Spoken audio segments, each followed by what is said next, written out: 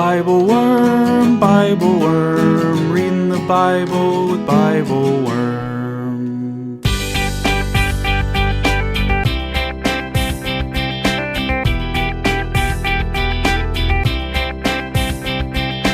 Welcome to Bible Worm, getting to the core of the biblical text.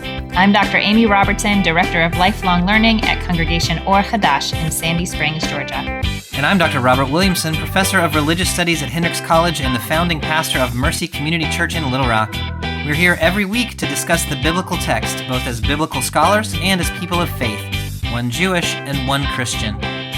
This week we move into the world of prophecy and poetry with Amos chapter 1 verses 1 and 2 and chapter 5 verses 14 through 15 and 18 through 24. We situate Amos's call to hate evil and love good within his broader message of economic justice. We make ourselves the audience of this prophecy and sit with the idea that if we keep taking more than we need as we go about our daily lives, any real communion with God through worship or through ritual will be impossible. But Amos isn't asking us to sacrifice ourselves for someone else. He is asking us to have faith that someone else's thriving will benefit us too.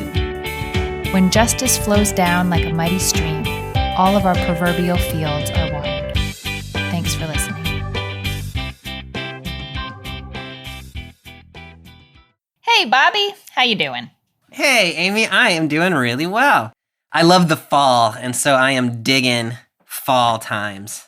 Newly energized. Yeah. That's good. There's an early part in the fall where I have a lot of sneezes. Mm-hmm. Like, it's pretty miserable for me, actually. Mm-hmm. And then this part of the fall is really nice. I enjoy it. Yeah, my husband and I were walking our psychotic dog yesterday. We only have psychotic dogs in my house, so I know, I was like, I that could be doesn't help me referring to narrow any it down. dog. Yeah.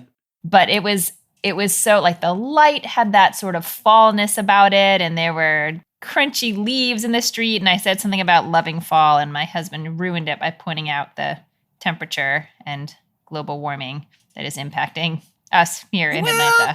It's like, stop it! The leaves are crunchy and the light is pretty. It's fall. Yeah. Stop it with the global warming stuff. Stop it. Yeah. Mm-hmm. There are times to think about that stuff, and there are times to enjoy your life. That's beautiful, Kohelet. Yeah. Yeah. I'm always a little Kohelet. Mm-hmm. Little Kohelet, like a Kohelet in your pocket. Like the little Yeah, app that you can sign up for that's like, you're gonna die. I think I do have a little Kohelet that rides around on my shoulder. It's like, yeah. It would be better never to have you're gonna die. Yeah. Oh, but we're not reading Kohelet today. No, we're not. I don't know if we're reading anything cheerier than Kohelet. No. But it's beautiful poetry. It is, and one of the things that I love about Amos, and I don't know how this got started, but for some reason, for almost the whole time I've known you, I have called you Amos. That is true. And so whenever I read the book of Amos, I think about you like being really judgy. I'm just kidding. You're not judgy. I'm not as judgy as Amos, but I have my moments. Yes, no, that's true. You are the only person who calls me Amos. I have many a nickname, but this one's just yours. Yeah, it's something special just for us. I don't remember how that got started, but it has been true for a very long time. Like, yes. Mm-hmm. Like, I think I only call you Amy like on the podcast when I say hi. I think that's Amy. true. Yeah. Maybe you should stop. Maybe you should call me Amos on the podcast also. Yeah. At least call for you today. Amos, you might be famous. Oh, wow. That's a good one. Yeah. So as you may have gathered, dear listeners, we are reading from the book of Amos today. We have just a couple Wouldn't it be funny verses. if we had that whole conversation and then we're reading Ezekiel. But we're not talking about Amos today. Yeah. Okay, sorry. I'm back. I'm ready. I'm good. We're focused. I'm ready. We're good. Yeah. We're good. We are reading from the book of Amos. Yeah. Just a couple verses from chapter 1. And then the narrative lectionary has us in chapter 5, verses 14 and 15, and then verses 21 to 24. We're going to fill in some of that middle part in between. Yeah.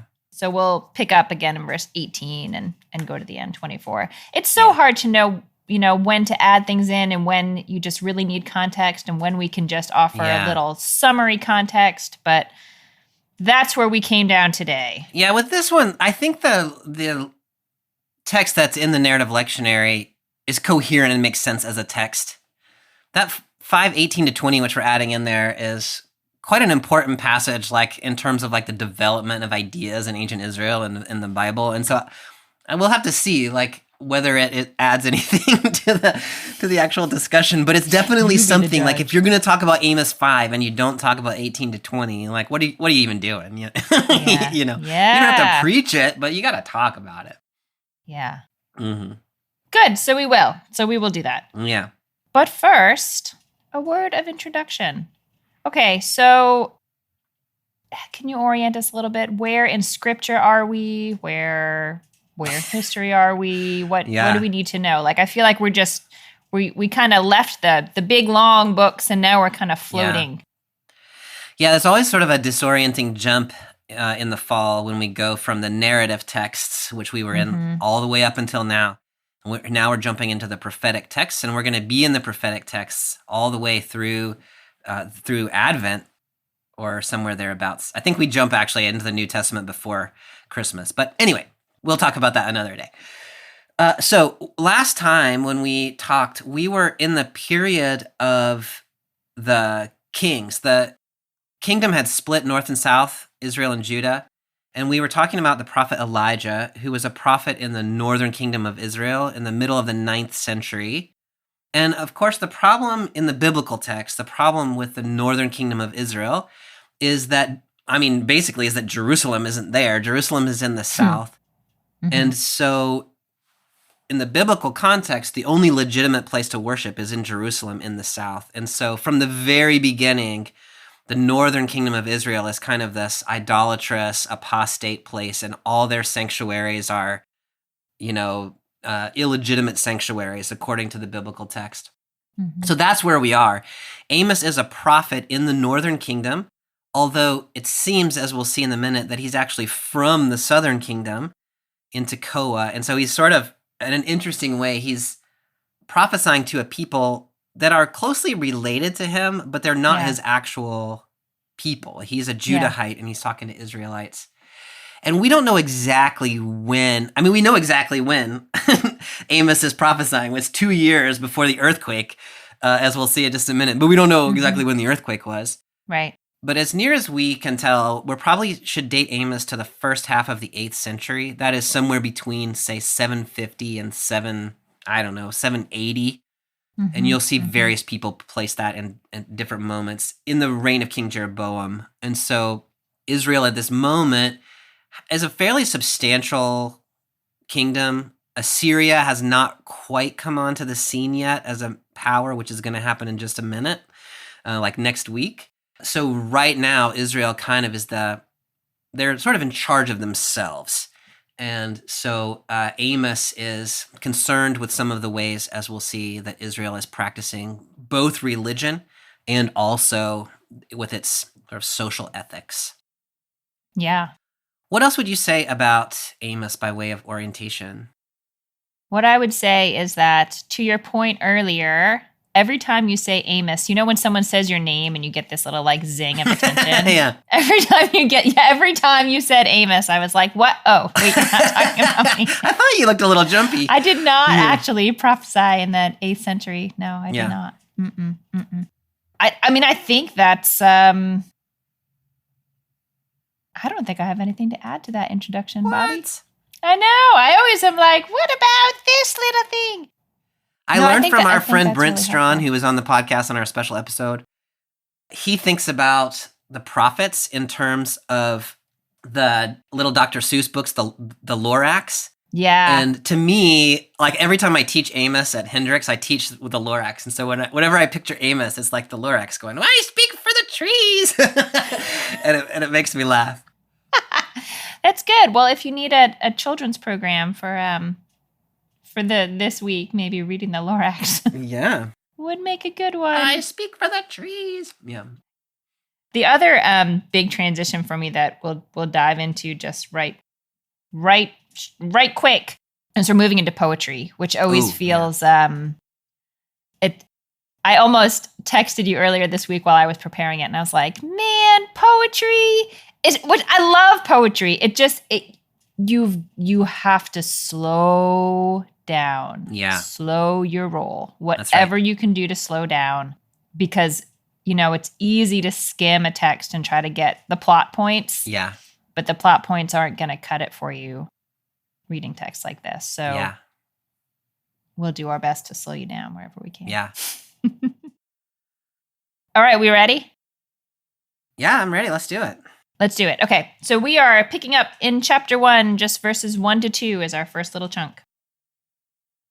The words of Amos, a sheep breeder from Tekoa, who prophesied concerning Israel in the reigns of kings Uzziah of Judah and Jeroboam, son of Joash of Israel, 2 years before the earthquake. He proclaimed, "The Lord roars from Zion, shouts aloud from Jerusalem, and the pastures of the shepherds shall languish, and the summit of Carmel shall wither." I'm actually impressed with the biblical text in terms of how much of, you just gave us this whole background. A lot of that is really just crammed up in that first verse. Yeah, Williamson, you could have just read verse 1. Yeah, no, that's right. But then we would have had to stop and say, like, wait, what does all this mean? But they do a pretty good job giving us some background here. You talked about Tekoa and its location. It's near, Tekoa's in the southern kingdom, kind of near Jerusalem. Mm-hmm. Some people have tried to make the case that there's a Tekoa in the north, and so, there's not a real good case to make, if you ask me. And so I think the most straightforward understanding is that Amos is a prophet from nearby Jerusalem, and he's now in Israel prophesying concerning Israel. Yeah. Do you know anything about sheep breeding, Bobby? I know very little about sheep breeding.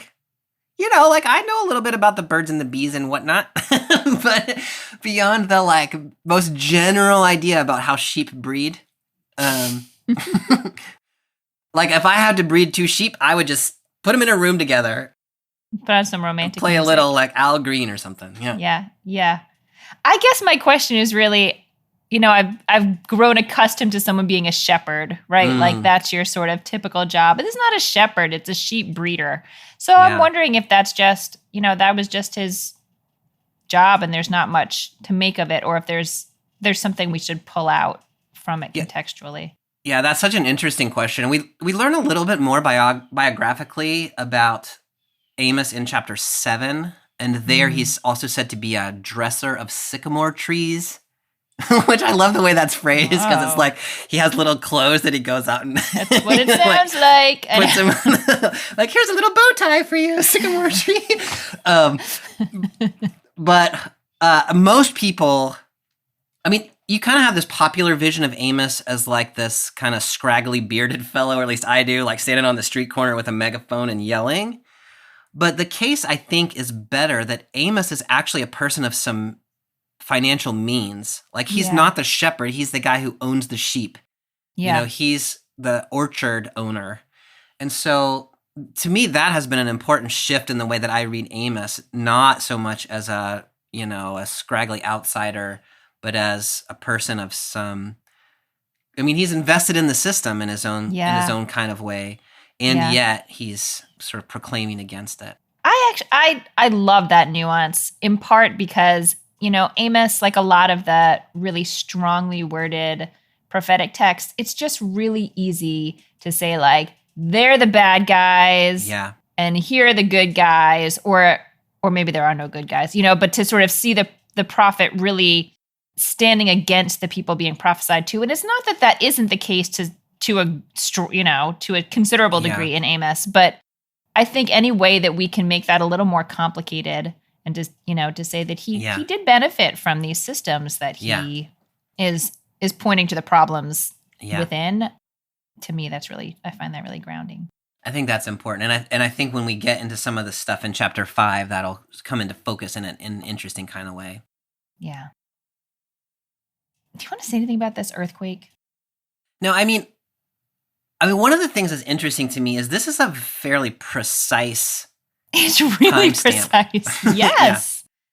And presumably this earthquake was something that people knew what what it was, right? Yeah. So we don't have exact access to when that earthquake was, although we do have some records of some seismic activities in the middle of the 8th century. But presumably the people that he's writing to would have been like, oh yeah, the earthquake, Right. The other thing about this is, we've been in a world of texts up until now that the dating of those texts is very difficult. I mean, you know how it is. People date Genesis anywhere from like the time of Solomon to like the Greek period. Yeah. And many people now date it after the exile. So when you say, when was this written? You're like, well, somewhere in this like 800-year period. Yeah. Amos is clear, right? We know what kings there were. If we knew when the earthquake was, we would know exactly when he was writing. And so this text is reliably, I think, at least a version of it anyway, reliably dated to the 8th century, which kind of interestingly makes it the earliest datable biblical text that we have. Like, if you want a firm footing in dating biblical texts, Amos, roughly 750, that's about as firm as you're going to get on the early side. I love that. I'm a little bit embarrassed about my first response reading that, but I'll tell you what it is anyway, because why not embarrass yourself on a podcast? While I certainly know that the other texts we've been reading are harder to date, and especially texts from the Torah are really hard to date. It's almost like it's so hard to date them that I kind of forget. Yeah.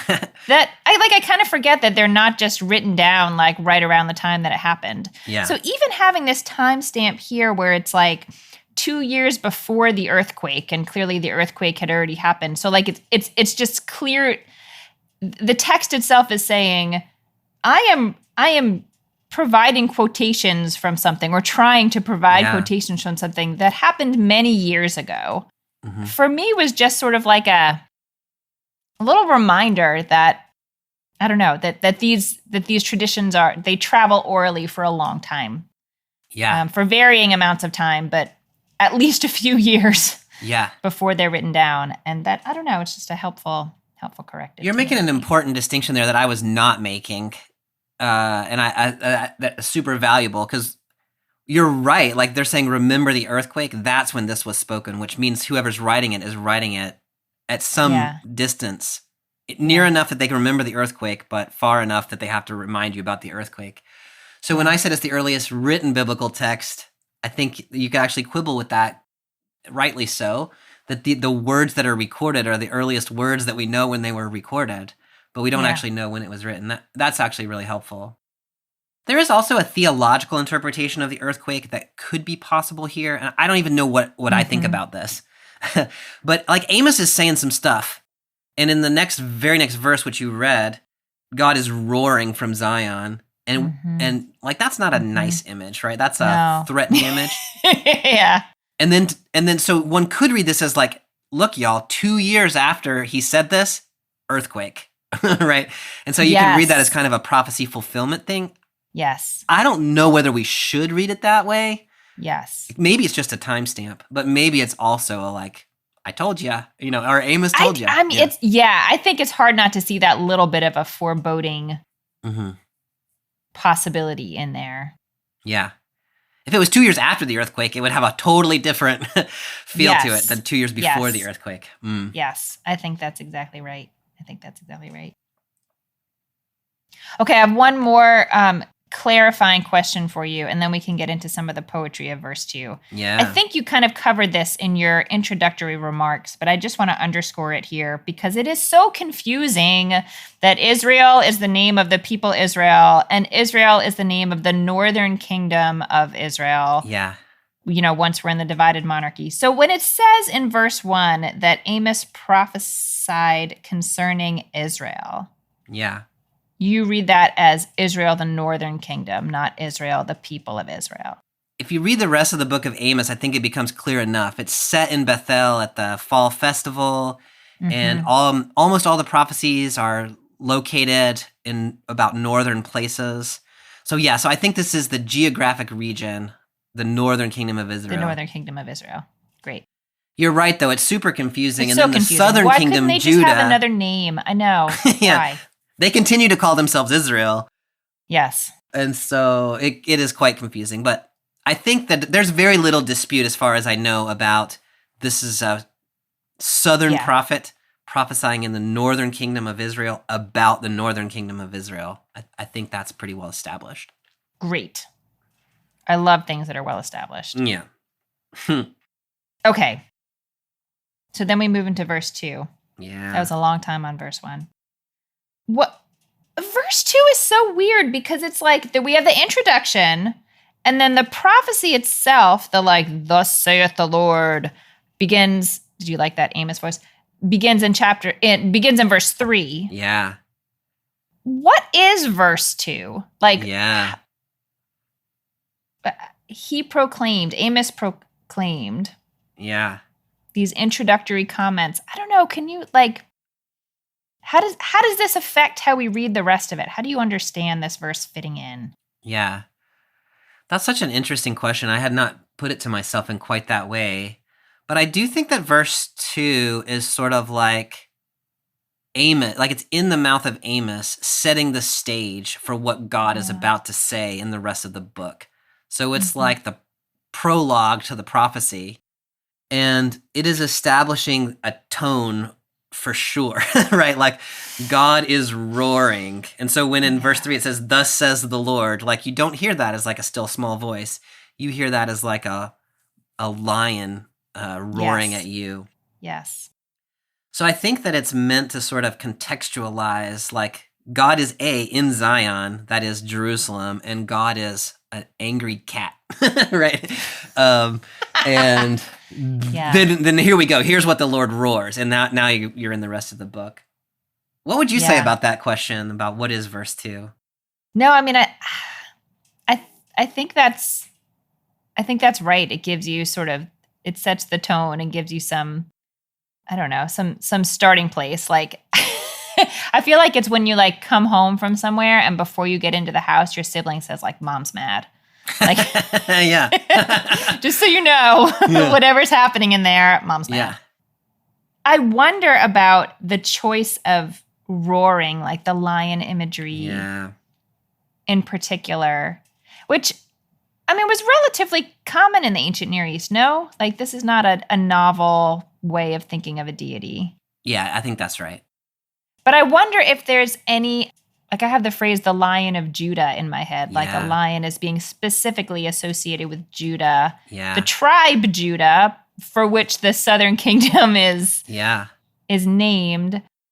And then the placement of God from, the lion is shouting out from Jerusalem, like from the center of the southern kingdom, which does, I think, fits in an important way with what you were saying about, like, this is really someone from the southern kingdom who's talking to the people in the northern kingdom. And it's clearly situating God within the southern kingdom. Yeah, that's exactly right. And that's so important to say, like, you all in the north think you're worshiping the God of Israel. But in fact, the God of Israel is in Judah, in Jerusalem, in the temple. Yeah. And so when you go to Bethel and when you go to Gilgal, like, you are doing something other than worshiping God the way God is meant to be worshiped. So just that little bit about God roars from Zion, God roars from Jerusalem is very much a claim on where God is and who God's, like, people are. At least the center of God's commitment is right there in Jerusalem, not up here where Jeroboam is. Yeah. Yeah. And God is pissed. God is so unhappy. When it moves to the second part of verse 2, and the pastures of the shepherd shall languish, and the summit of Carmel shall wither. Yeah. Something about that, just I don't know, the poetry of it, even in English, I find very, gosh, what's the word? I don't know. It's the fact that those two lines start with "and." Oh. See what poetry does to me? It makes me look at the word "and." Yeah. Do you read that as it is the roar causes the pastures to languish? Like, how do you see the relationship between the Lord roaring and the pastures languishing? Yeah, that's an interesting question. And in the NRSV, which I'm reading, there's not an "and" there, but in the Hebrew there is. Yeah, but Hebrew puts ands all over the place. Hebrew does put ands all over the place. And they can mean anything. Like they can mean and or but or therefore or, like like exactly in the intent of the connection is not clear. So in the way that poetry is both beautiful and frustrating, I think this is open to some interpretation. Although in poetic texts, the and is not as regular as it is in the narrative. And so the fact that it is there might actually be significant. Whatever you want to do with that, my reading of this is these are causally connected for sure. Yeah. God roars and things wither. Like this is there's a judgment in this roar, and it has effect. Like it's not just God is mad, but when God is mad, things happen, and they are not good things for you. Yeah. Do you read that similarly? I think that's probably right. I think I'm just struck by the sort of the forceful language, like the power of the Lord roars from Zion, shouts aloud from Jerusalem, the way that couplet is so like powerful and big.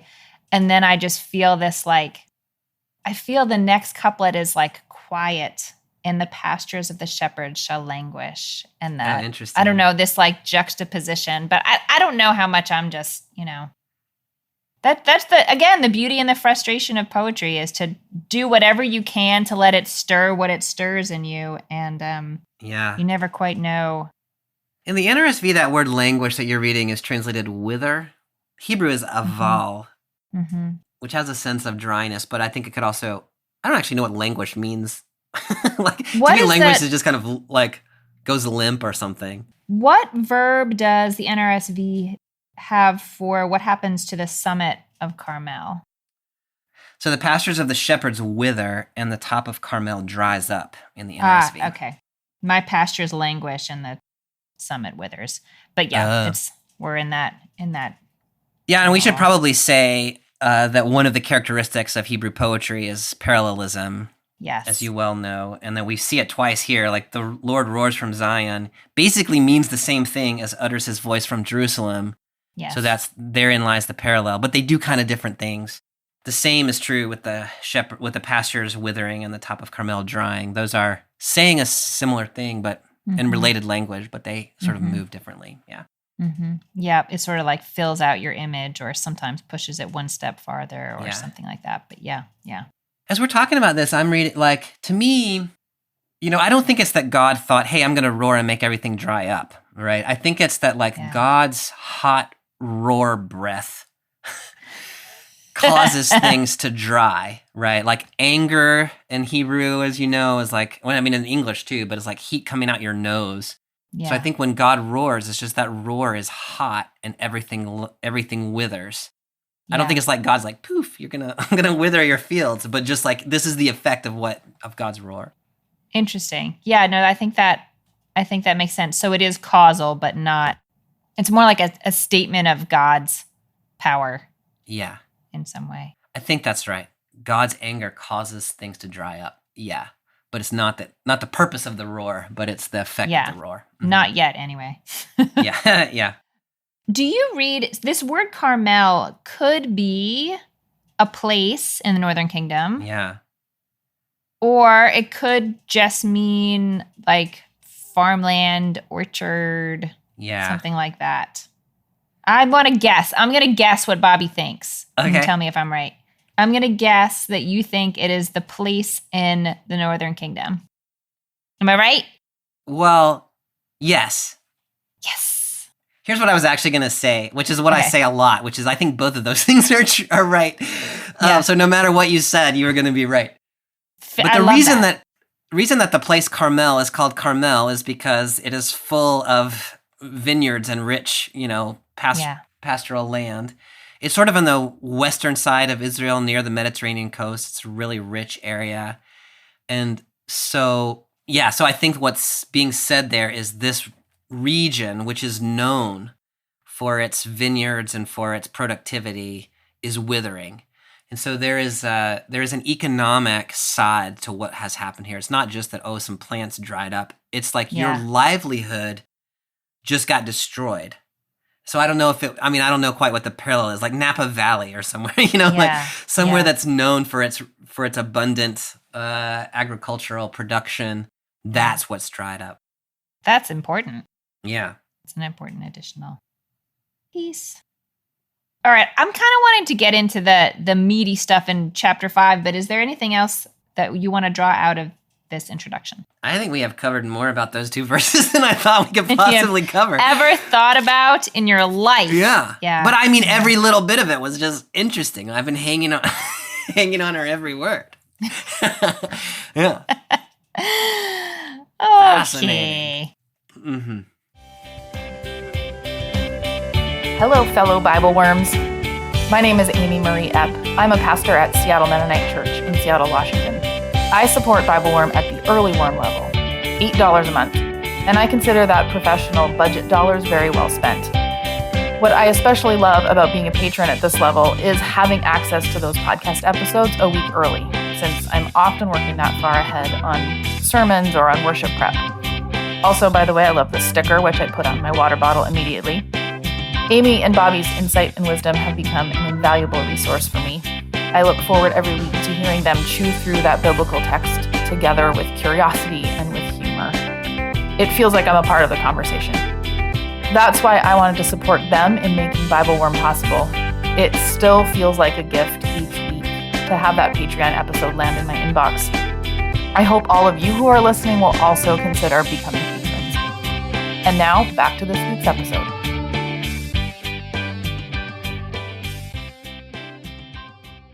Okay, so we are moving over to chapter 5 and picking up in verse 14. Yeah. Seek good and not evil, that you may live, and that the Lord, the God of hosts, may truly be with you as you think. Hate evil and love good, and establish justice in the gate. Perhaps the Lord, the God of hosts, will be gracious to the remnant of Joseph. Yeah. You were saying before we started, we considered adding a couple verses before this to give a little more context. Because if you just read this, like one of the questions I wrote in the margin, like, is it really so easy as that? Like, seek good and not evil.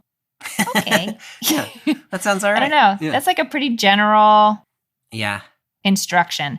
Can you offer any sort of additional context about what if there's something more specific Amos is getting at here?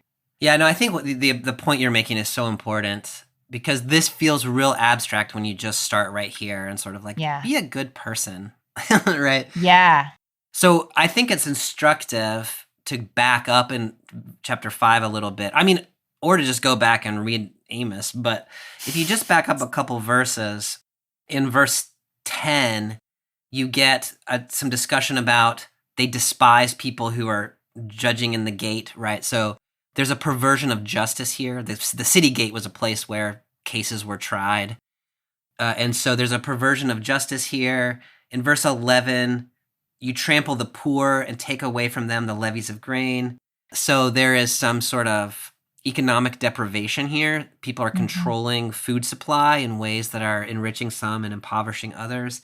So as you start to read through there, you start to get the sense that what Amos is talking about is something related to the ideas in the book of Deuteronomy, I think, which is that there ought to be an economic distribution so that the wealthy and the poor are all living, like the poorest of the poor are living well enough. Maybe there are some people who have more than others, but everybody has enough. Nobody has ridiculous amounts. Yeah. And the problem here is that the people who actually have access to wealth are using it in exploitative ways. They're hoarding it. Yeah. Mm-hmm. Yeah. So this goes back to the manna story, right? And we talked about that when we were in Exodus 16 about the tendency that God is testing out in that story of people to gather more than they need. And did they pass the test or not? We didn't know in that one, but here they have not passed the test. And so now there are repercussions. Yeah. Yeah. So that seek good and not evil, I think, I mean, this might be a little bit simplistic, but one way of reading it is do economic justice. Stop exploiting people. Yeah. Yeah. Now that's harder than be a nice person. That is, that is harder than be a nice person. there's a note in my study Bible that pulls out these verses in particular as being the sort of rallying cry of ethical monotheism, where where basically the requirement of your religion is be a good person. That's it. Yeah. Like that is what is asked of us. And I don't think we're gonna, so I just had this question running through my head, like, is that really Amos's call, or is it that Amos is really in response to a culture that has gone so far away from ethics and so far in the direction of a super overabundance of attention to ritual? Or really is Amos just interested in ethical monotheism? Yeah. So if I understand, I just want to make sure I understood what you were after, which is the question like doing justice is the beginning and the end of what it means to be a religious person? Yeah. Yeah. Right. Is that the entirety of it, or is it an important part of it? Yeah. I think that's exactly the right question to be asking about this text. And I think we'll want to hang on to that as like a framework for reading part of the rest of it. But I think it's worth holding on to that idea because it's so contrary to the way religion, at least in the Christian tradition in the U.S., is often talked about, which is that it has nothing to do with economic justice, and it is all about worship. And so to put the case hard the other direction and to say, no, it's not about worship at all. Mm-hmm. It's just about economic justice. That puts such a fine point on it. I think it's worth sitting with that, even if we decide we want to nuance it or correct it later. I think it's worth sitting with the possibility that all that matters is the way that people are treated. Yeah. No, I think that's, yes. It's always sitting with the nuance of the question. Yeah. It seems like by doing these things, by, hating evil and loving good, you are opening the door for the possibility of a relationship with God, for God being with you. Yeah. But you're not ensuring it. Right. What do you think about that? Yeah, that's so interesting. That's how you read it also? Yeah, that you're focused on that last phrasing there. It may be that the Lord will be gracious to the remnant of Joseph. Like, it's not that the Lord, if you do this, then the Lord will be. It's that do all of this and maybe. Mm-hmm. Yeah. No, I think you're reading that correctly. I'm curious what you'd think about that. Oh, I don't know. I mean, I almost want to hold it in conjunction with the question I just asked about ethical monotheism. Like maybe living a just life is sort of a prerequisite to anything else. Yeah. But it doesn't guarantee it. Or maybe it's an indication that like you still don't get to control God. Like God's not a robot. You can't. There's a specific thing you can do that requires God to respond in a particular way. Yeah.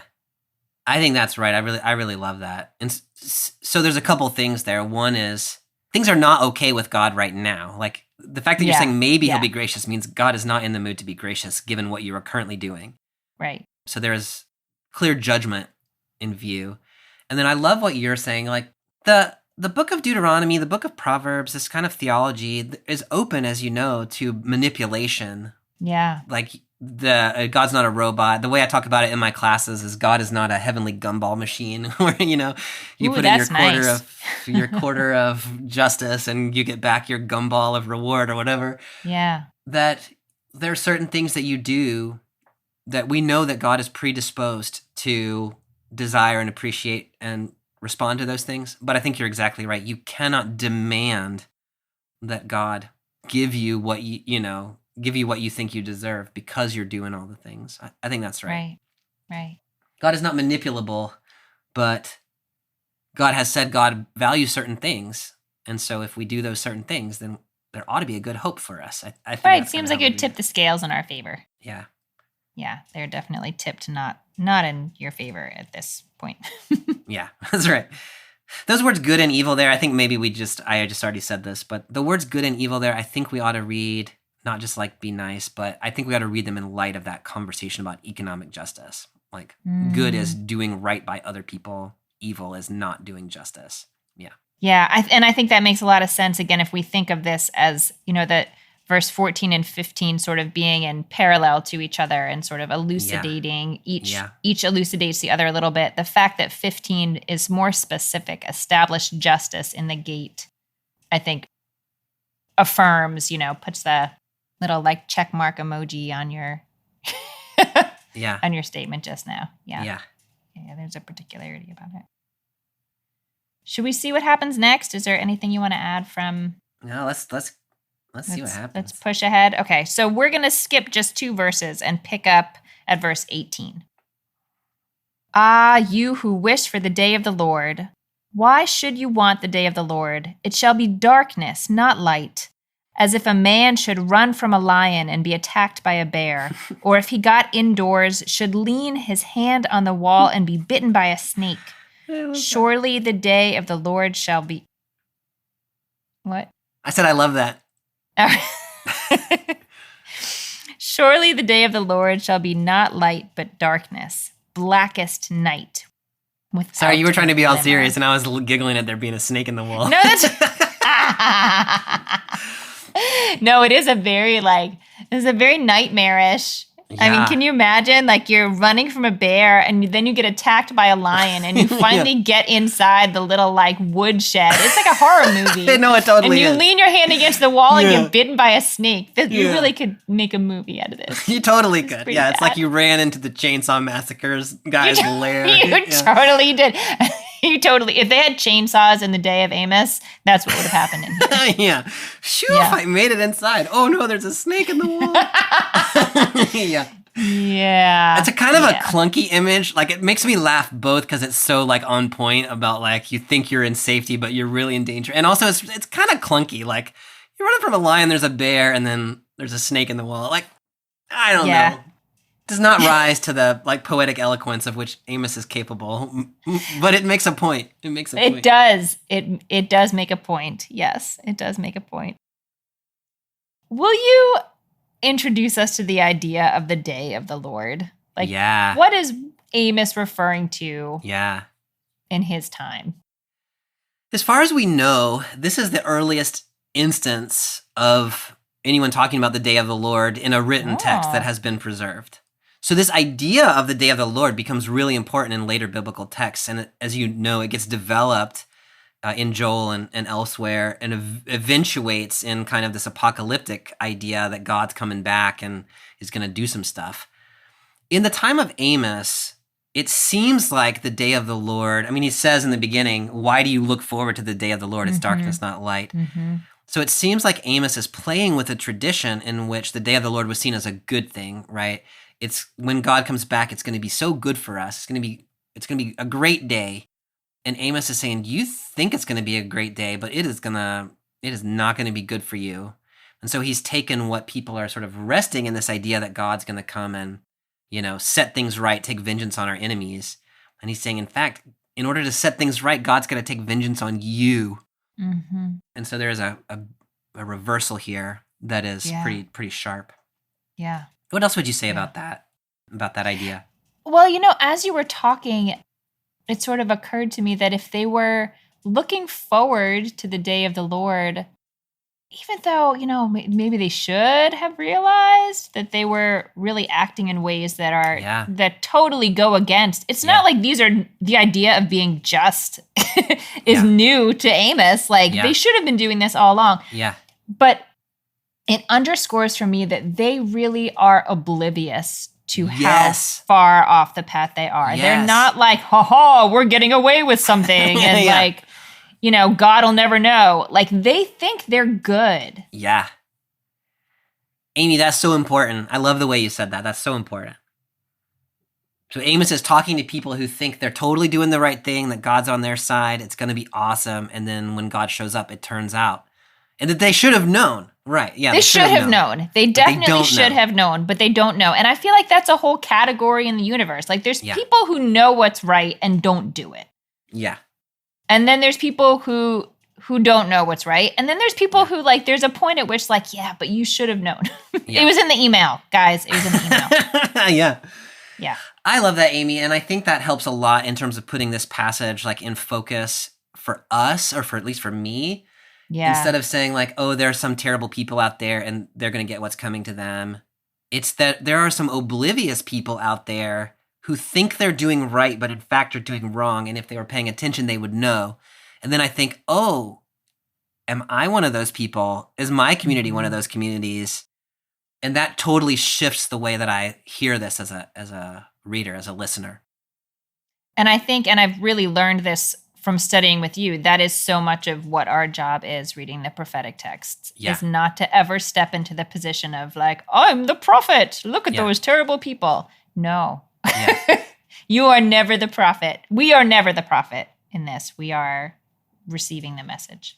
I think that's exactly right. And especially if the we in that sentence is you and me being who we are, positioned where we are positioned. Yes. Being people of some power and privilege and prestige and financial, opportunity in the world.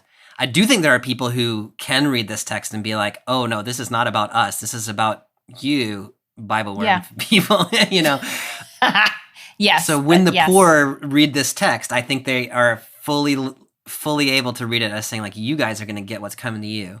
But when we read it, I think we do best to do what you're saying. Yeah. Mm-hmm.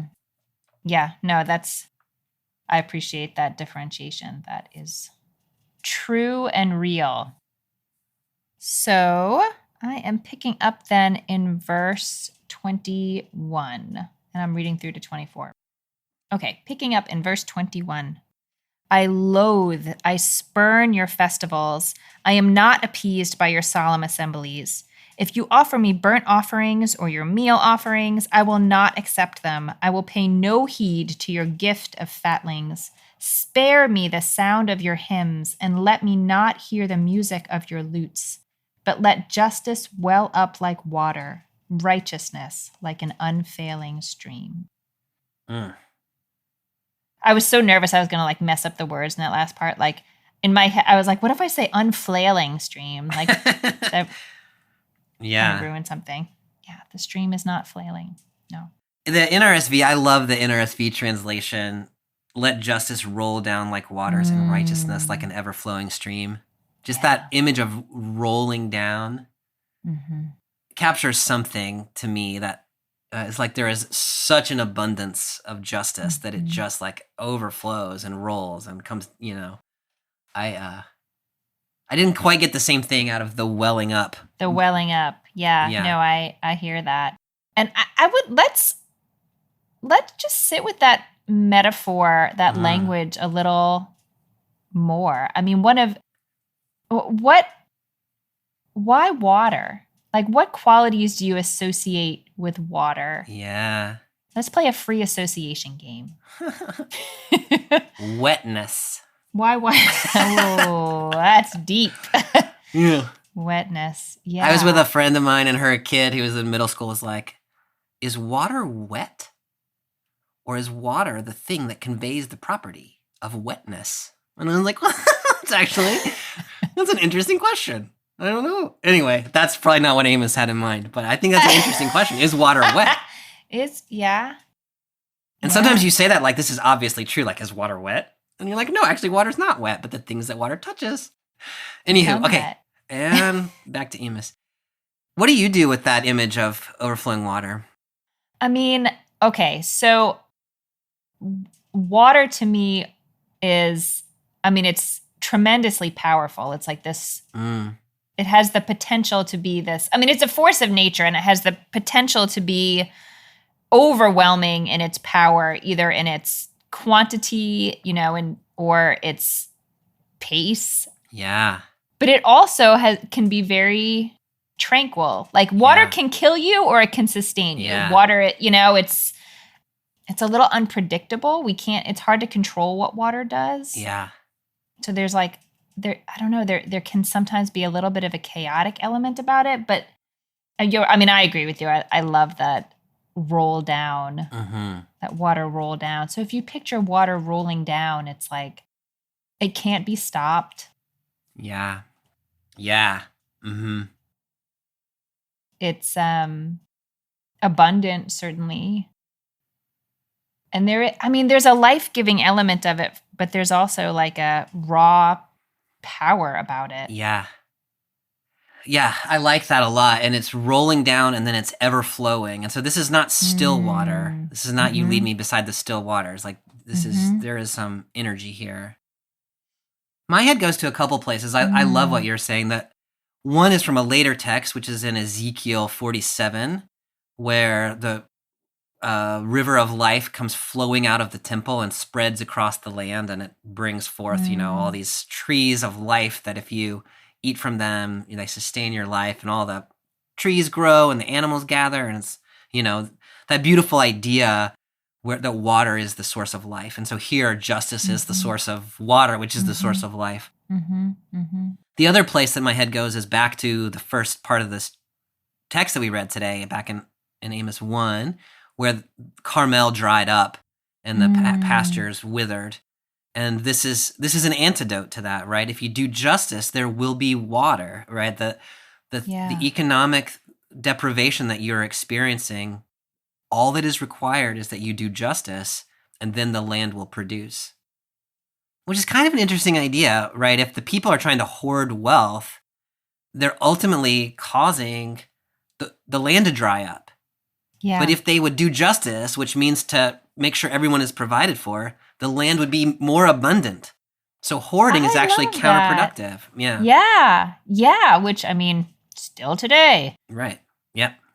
I love the juxtaposition of those two things, because the first one, the idea of water flowing from the temple, like water flowing from Jerusalem, it's exactly parallel to the idea that this, lion god who is roaring from Jerusalem is drying up the land in anger, and the water flowing will counteract that.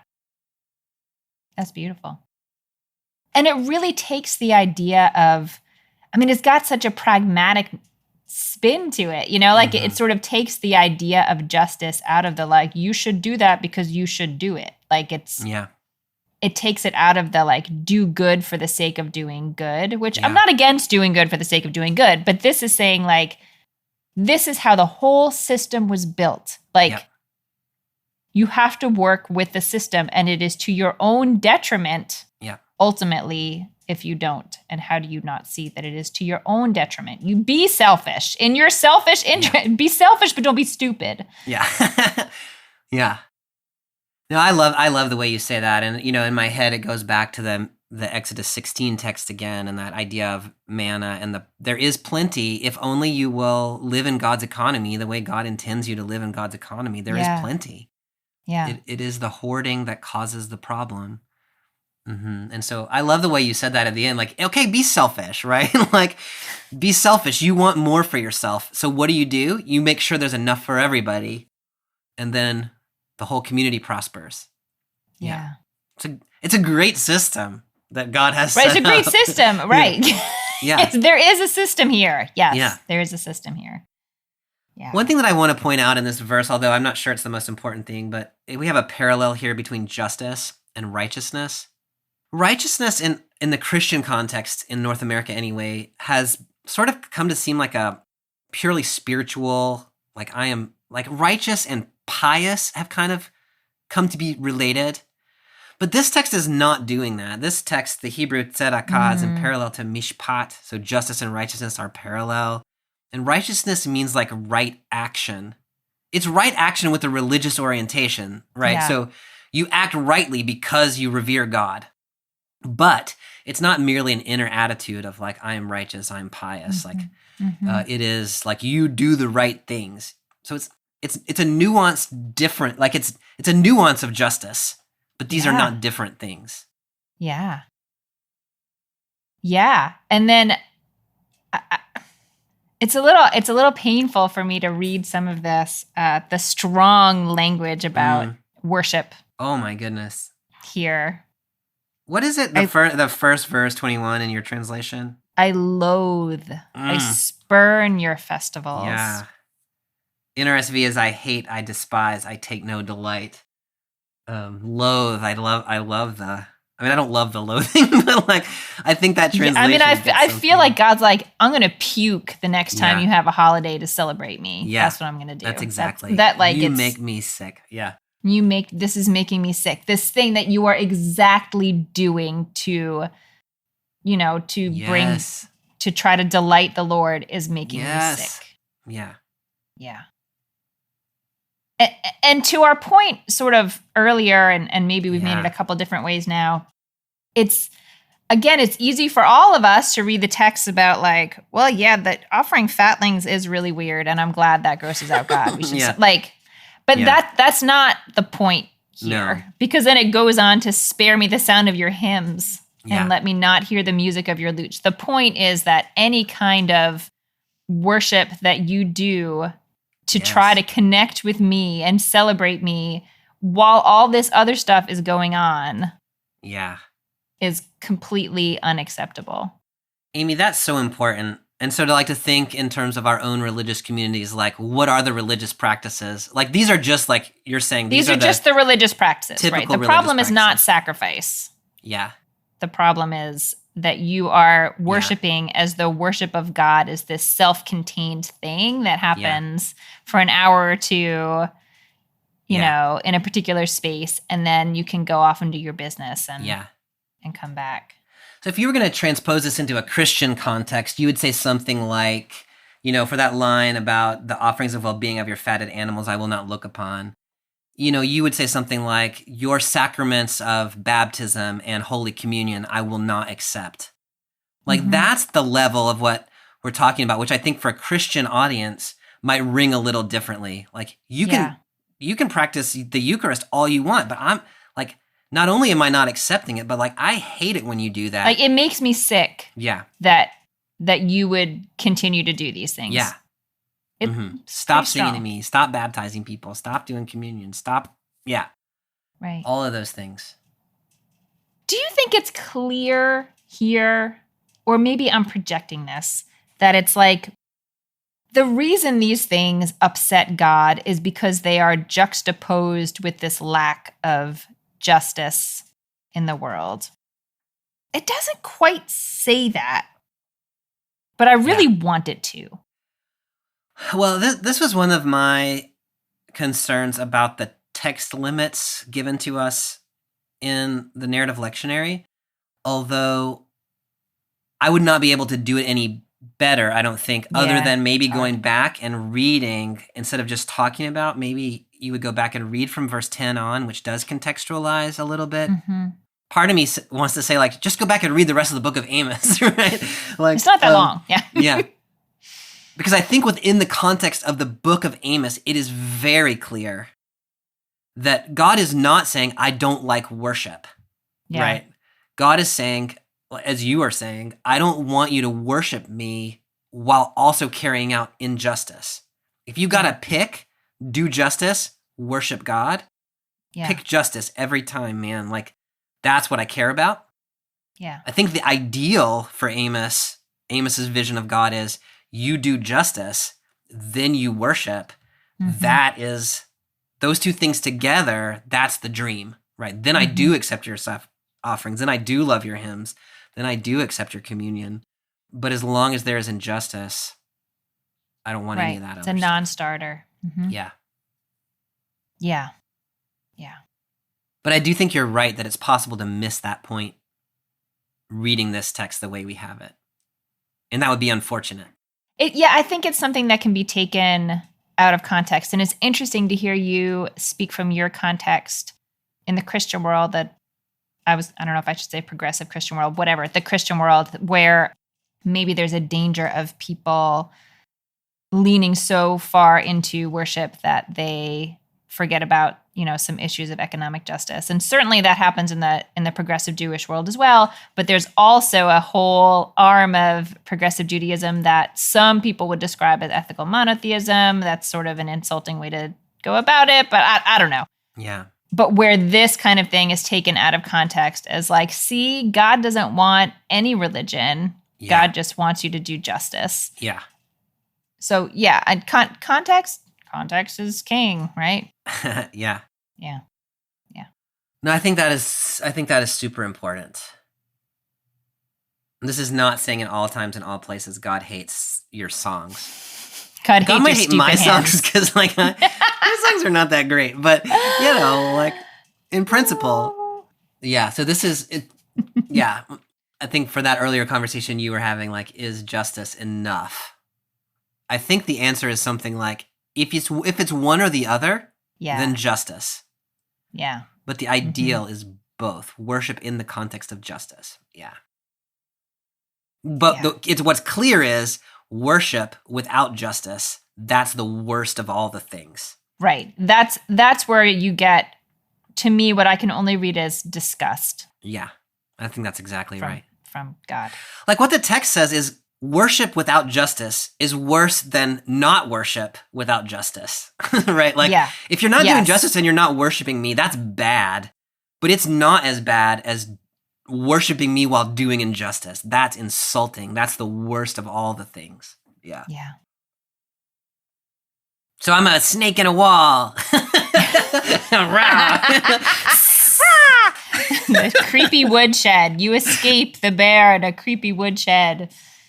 Only to find the wall is covered in snakes. Yeah.